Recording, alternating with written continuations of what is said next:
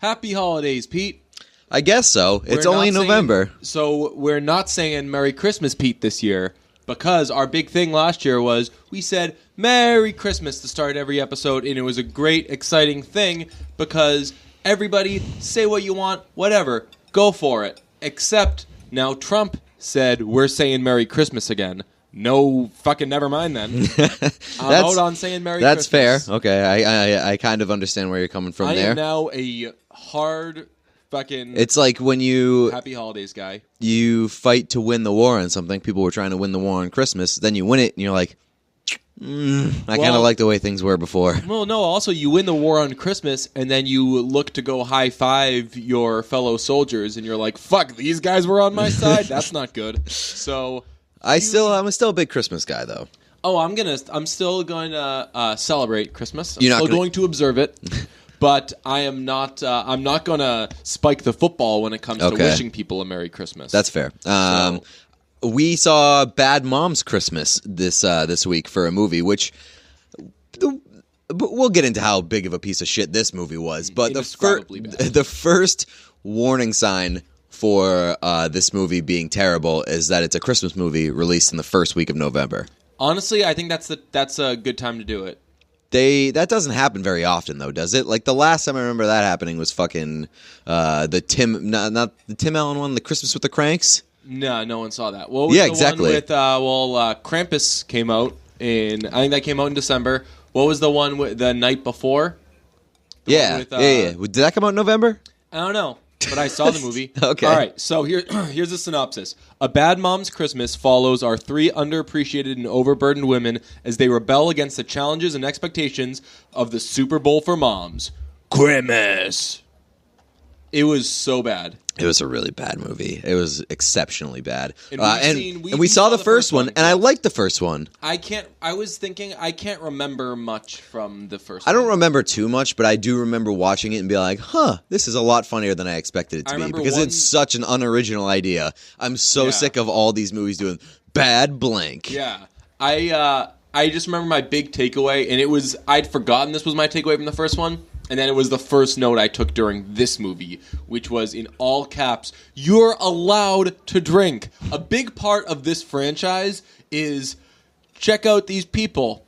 Guess what, though? They're drinking, and they're playing fucking crazy. There's a scene in this movie where they're at the mall, and they're hanging out, and they're like, want to go get drunk? And they get drunk, and as they're getting drunk, they're just sitting around having beers, but the music that's playing is like, do something crazy, do something crazy. And they're not doing anything. They're doing nothing crazy. They're just behaving like adults. They eventually get to like shoplifting and things. So yeah, that's the thing. It takes so long to get there, and the stops along the way, the do something crazy stops, are like, so they drink, then they go to Sharper Image, and they're pointing out which stuff is phallic. You don't think I fucking do that sober on a fucking Wednesday? I know. Get out of here. Yeah. Something crazy. But like the first movie too, they had like the do something crazy scenes were actually crazy. Like they threw a fucking wild house party. Yeah. They were wasted at the supermarket, which I thought was kind of funny. This one, they only had that like one party scene, and it was at the mall, and it was very, very disappointing. Well, this franchise relies. Please don't say this franchise anymore, because that's just like giving it more hope. There's more coming. I know. This franchise relies so much on Kathryn Hahn for her character, because for this idea of bad moms, there's only one of them that's like a fucking wild person. Yeah. And Mila Kunis a bad mom. Kristen Bell are both squares. Yeah, and good moms. Yeah, and I mean, Kathryn Hahn loves her kid. Her kid's just so dumb that kid is legitimately missing some stuff upstairs. So she loves him as much as you can love someone that dumb. All right, so did we like it? You guys should know this format by now. We do 5 on did we like it? How did everyone look? Are we stealing stuff from it? Is it problematic? That adds up to 20. Cut it in half, and that's our final score. If it is, 2.2? 2.5 If it is 2.5 or lower, it gets lumped into the category we call piece of shit of the year. You don't want to get piece of shit of the year, because then you got to hang out with the snowman. Yep. Did we like it? I wanted to give it a 0 real bad, but I'm gonna be fair. I'm gonna give it a a 0.25 on did we like it, because I laughed a few times. Right. I'm giving it a 0.3 because there were some times where I laughed, and then as soon as I laughed, I told myself, I was like, that wasn't funny, but you're rooting for this for some reason. So yeah. that shows I liked the cast, so yeah. I wanted it to be, and I liked the first one, so I wanted it to be an enjoyable movie. It really wasn't, but there were a few points that made me laugh. I can't give it a 0 because we've already established that I gave a 0 to the snowman, and literally there was nothing at all redeeming about the snowman. So that's a 0. I laughed a few times. There was a hint of humor in this movie, so I'll give it a 0.25. It is nuts, though. I mean, we can't underscore how not funny the movie was, though. For the cast is so good, and Kathryn Hahn's always funny. Kristen Bell, I love. Mila Kunis is awesome. Cheryl Hines, love her. Cheryl Hines, cool that she's playing a grandma, because she plays a hot adult in one role, really, and then plays a grandma in another. All over the map. Yeah, pretty cool that she's kind of in that sweet spot right now. Yeah. But you pointed this out. Was funny, though. You pointed this out after the movie ended, and I completely agree. They beat bad jokes into the ground in this movie. They would make a joke, and you'd be like, oh, I hope this isn't the kind of joke you're going to be making. Not in a problematic way. Actually, we'll get to that. And then they make that joke 10 more times. For example, the mother of Mila Kunis meets Mila Kunis' boyfriend, the guy from the first one, total smoke. Really just that's a guy. That guy can, I can take him or leave him. Yeah, but that's a guy that ends. So with people like Mila Kunis, you're like, that girl is so beautiful. What kind of guy even gets that woman? That guy, because he's just a normal guy who's also just kind of 9.3s across the board in the looks department. I think that's too high. He's got good hair, but he doesn't have to do a lot to his hair. He's got good arms. It's just all there. He's not. Yeah, he's take it or leave it for me. He's very. He might be like Weatherman territory for me. No, definitely not. He's wearing fucking jeans and a t-shirt every time we've seen him. Yeah, and I've never been blown away by him. Get the fuck out of here. So the mother meets him, and because he's not white, thinks that he's the help. And you're like, oh, well, that's kind of an obvious old joke. And she makes that joke 1,000 times during the movie. You're like, bitch, I didn't laugh the first time. The big one for me was Cheryl Hines when Kristen Bell, who plays her daughter, which is a great casting, by the way. They look alike. They make their hair the exact same. Yes. They make them both look like Who's. Yeah.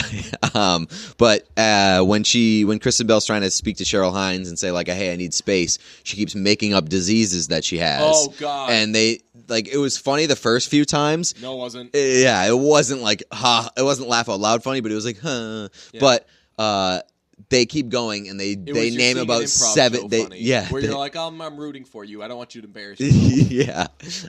So they did that about 75 different times, and they would do it, but they did it in the Judd Apatow style, where they're just sitting there listing a million of them, and they keep cutting back to them. And when you see that, you're supposed to be like, wow, that person's a great improviser, because they're just sitting there just doing all these funny ones. That is a technique that is way overdone. They do it a lot in fucking That Awkward Moment. Newsflash, fucking Miles Teller, Zac Efron, and Michael B. Jordan. I love the three of you. Will never mistake any of you for funny. Improv stars. Yeah. Or even just funny people. Miles Teller is a guy I want to hang out with. Zac Efron's a guy in whom I'm invested for some reason. And Michael B. Jordan, just want to date him. Fuck. Just want to marry him. Man, what a great... Remember when fucking Feidelberg couldn't tell if he was that good looking? Yeah, what an idiot. Fuck out of here. The biggest problem for me about this movie was that the first one was sort of relatable. The characters weren't so fucking ridiculous that you could be, if you were a mom, moms found this movie wicked funny because they could relate to some of the things about motherhood being hard, it being way too stressful. This one, they just threw all that relatable shit out the window and just tried to make it as ridiculous as possible. They put in some pauses for laughs from moms, one of which was Wanda Sykes was a therapist, and she's talking to Kristen Bell about why Kristen Bell's mom is so crazy, and she goes on this rant. She's like, she took you home, and you probably had a fever when you were a baby, and that probably made her a little crazy, and then you started doing this, and that was a little crazy. Then you brought home a guy with a fucking nose ring, and that probably made her a little crazy. Then you're doing this, then you're doing that. So when you want to know why your mom's crazy, bitch, you made her crazy. And there's just like 4 seconds of silence, and I'm like, you're anticipating there's a theater full of moms clapping at this? I'm in this theater right now. There's like 8 of us. None of us are moms. And also, I had a major problem with that therapist scene because Kristen Bell's mom was fucking insane. Yeah. Like, there was a... I don't think therapists are supposed to pick sides. Yeah, Wanda right. Sykes really definitely picked sides. Picked a side after an absolutely ridiculous interaction in which Kristen Bell's mom tried to make up diseases to keep her daughter talking to her after she, like, did the weirdest shit. Kristen Bell just said that her mom watched her have sex earlier in the week, and Wanda Sykes didn't find a problem with that. She was like, "Nope, you're at fault here, Kristen Bell." Yeah, well, there's a few times in this movie where they try to make like the daughters out to be the guilty party, and that's not true because the moms were absolute monsters, pretty much. Yeah, Susan Sarandon, who plays Kristen Hahn's mom, Kathryn Hahn, plays Kathryn Hahn's mom.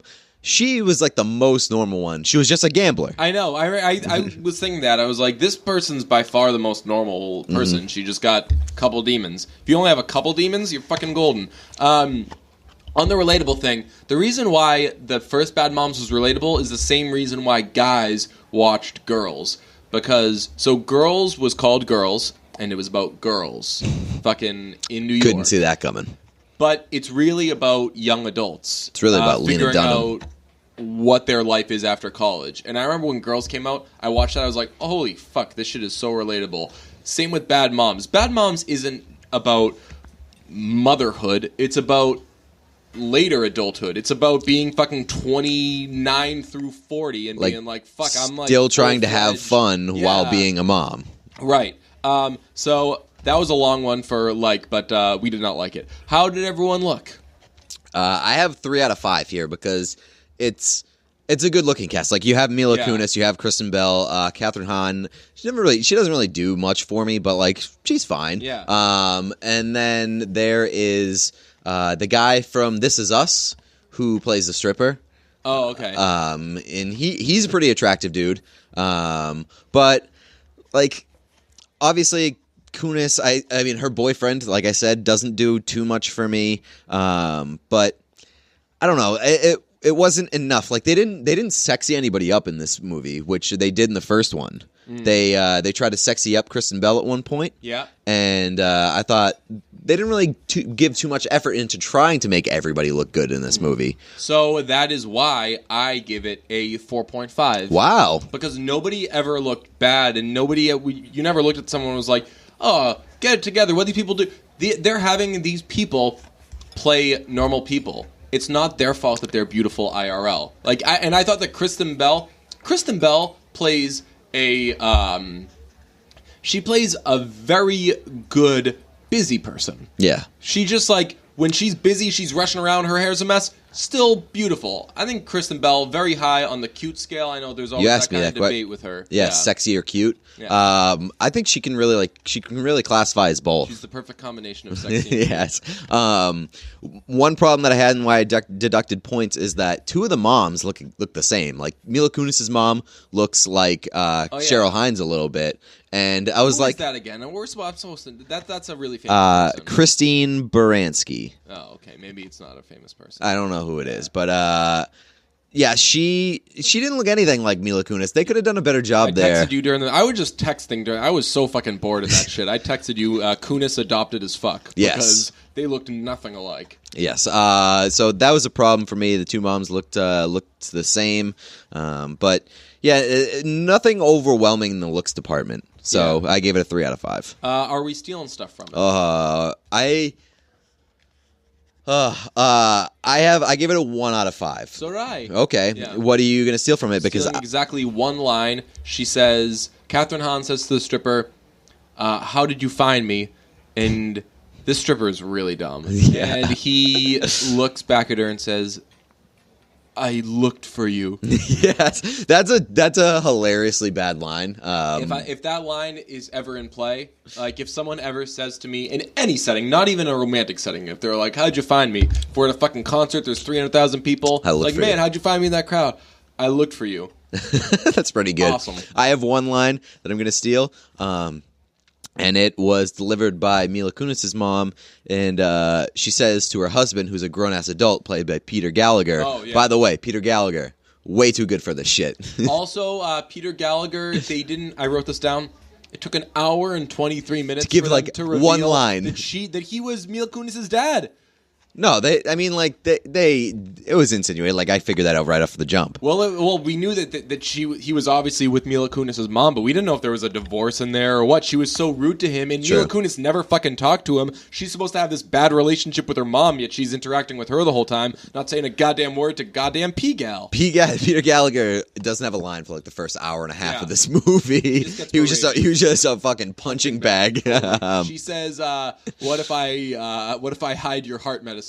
How'd you like that?" Yes, that one was good, but the one that I'm stealing is, "I'm going to fucking leave you at a fire station," which is a great line. Drive you to a fire station and leave you there, which is good. an amazing line for to say to a grown-ass adult. Yeah, so. Because theoretically, I mean, we didn't know. We haven't heard this guy speak. Maybe he doesn't know how to talk. Like, he could probably find his way back or figure something out. I like that line a lot, so I went with that. 1 out of 5. All right, so this is where we get to the, is it problematic?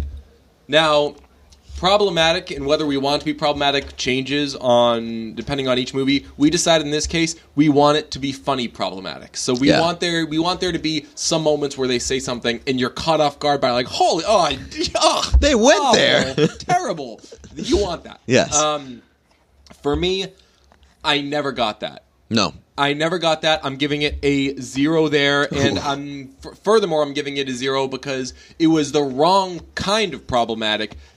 If I were a stripper watching this movie, I would be fucking appalled. They insinuate that strippers are R-word. Like, really, really fucking dumb. There's a scene where the stripper comes in to see Kathryn Hahn. They're all having Christmas dinner. It's this great thing. All the children are around, and the stripper says to Kathryn Hahn, "I want to show my love for you through dance."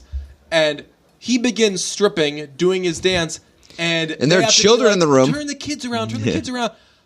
Why is it just under fucking stood that if a stripper comes in, he's too dumb to notice that there's fucking kids right there? And he's fucking, like, how about adult not take their wiener out in front of a fucking 4-year-old girl? Also worth pointing out that they also assume that strippers are hard 100% of the time. Yes. Because there are a few scenes in this movie, and it's established that this stripper has a gigantic penis. But there are a few scenes in this movie where there's absolutely no reason for this guy to be hard. Yeah. And he's walking around in his underwear, and he's hard AF. Like, Kathryn Hahn, who he's falling in love with in this movie for some reason, her mom, Susan Sarandon, suffers her 3rd concussion of the month. And this guy's walking around, dick hard as a fucking rock. It is straight as an arrow. Yes. Yeah, you know what? I didn't even think of that. Like, why is he just walking around like that? Yes. Yeah. And why is that cool? Well, they gave him they for sure gave him the ham bulge. The ham bulge? That John Ham bulge? Yeah. Where it was like down the leg, just fucking defined as fuck. I think that's the Hemsworth bulge, because in that the Vacation movie with the joke with the Ed Helms one, it's like the joke Someone is that saw that? I saw it from the previews. They put it in the previews that Hemsworth has a massive package, and it's like very clearly a dildo, and it's just fucking like all the way down the leg. They did that. Okay. The jokes with the stripper also, like, there's so tired at this point. When I looked up the synopsis, it had like fun quotes from the movie, and one of them was "Put a baby in me, Santa #2," and that's what Kathryn Hahn yells at him. And I was like, "Is that supposed to be a fucking like pull quote?" No, it's not, and it's like that so much of this shit is just like, I've seen this in some shape or fashion before, and it's just not fucking. It's not original. It's not funny. You're not landing the laughs that you think you're landing. Problematic. Several instances of sexual assault in this movie. Yeah. First one, that too. First one was on Santa. They basically sexually assaulted a Santa. They're big fans of sexually assaulting people that are just trying to do their jobs. Yes. They sexually assault Santa. Then there's a woman handing out drinks at like the food court or at one of the shops in the mall, and then Kathryn Hahn just makes out with her. I don't know where they get a bottle of, what is that? Is that rum or tequila? It's like some sort of hard alcohol that they just pull out of nowhere. Need to know. So maybe it just came from Kathryn Hahn, who just carries around a bottle everywhere she goes. If I were to be like, stop, all right, fucking movie makers, how'd they get that bottle? If they're like, Kathryn Hahn had it, I'd be like, okay, that makes sense. Yeah. But what fucking mall is this? What a cool mall. They're just doing shots with like this lady who works at a store. And when they go to the food court and there's a table full of beers. I don't think I've experienced that. Whenever I go to a food court, I just get Chick-fil-A and put my head down so people don't know that I'm eating Chick-fil-A. Yeah. Not for the world's coolest mall for sure. They have alcohol in the food court, and then they have alcohol in the stores. The lady at the front of the store was just handing out platters of drinks. So I will say that when they showed them having those beers at the food court, it made me think about how great getting beers is. Oh, great. Getting beers is awesome. Did we talked about that, right? Where we were talking about the best male bonding activities. Getting beers. And I said getting a beer. Because that's when you say to, like, hey, let's grab a beer. That's maybe you need to talk about something. Maybe you're trying to lift someone's spirits. Maybe you just want that beer. Could be anything. So they do that. Santa. They assault the Santa. They assault the woman working at the store, and then they assault. Then Kathryn Hahn definitely assaults or sexually. No, this is more sexual harassment. Sexual harassment for sure.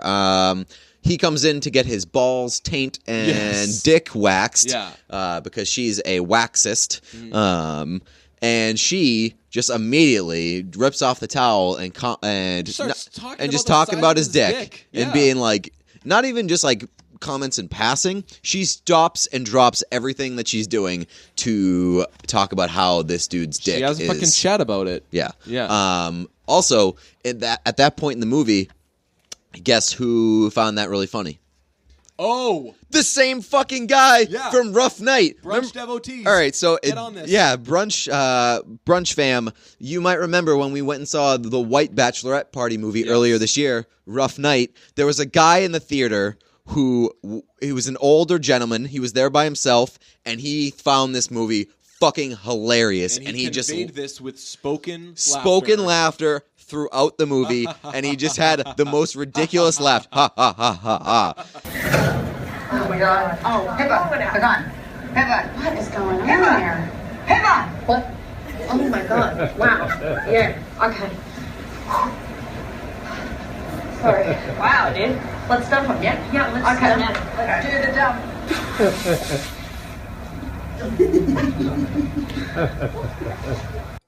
It was unbelievable.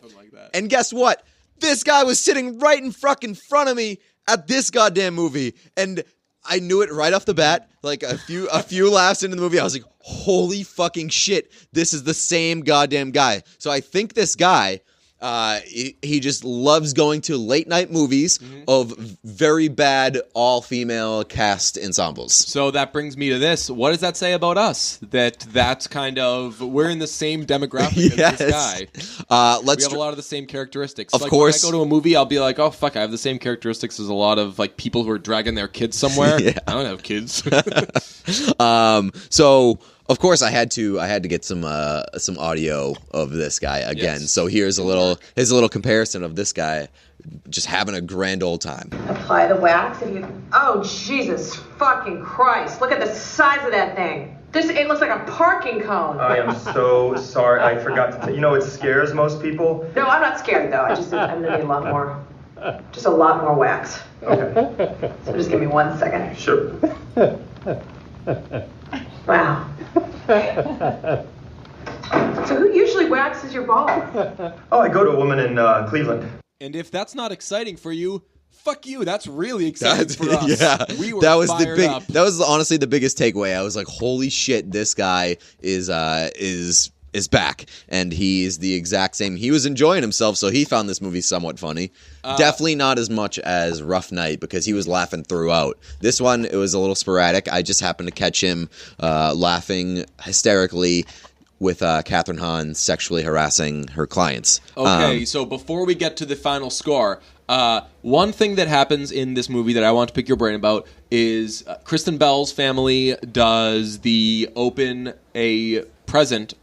Everyone opens one present on Christmas Eve thing. I know that's something that exists. A lot of families do it. What do you think of that? Is it something in which you've ever participated? Yeah, I do. I've done like one present on like midnight of Christmas Eve. I think that is so fucked. What's that's you're fucking shooting your wad. You're It's one present. Yeah, but then don't you get oh man, that's no. The thrill of doing it all at once, getting it all when you open one present. What if it's a fucking good present and then you're like, all right, well now tomorrow I have to act like I like this other shit they fucking got me. I think it's more of a compromise for parents and like young kids who get fucking super duper excited about Christmas, and like if you don't give them a taste of something the night before, then they like won't go to sleep. Like, not gonna do Christmas? What are they gonna be like? All right, fucking deal's off. Don't give me any presents then. Here's a fucking idea, parents. Control your kids. You're the ones that are in fucking charge. You decide when they're leaving for school, when they're doing all this shit. Just do that again for this. Make the decision.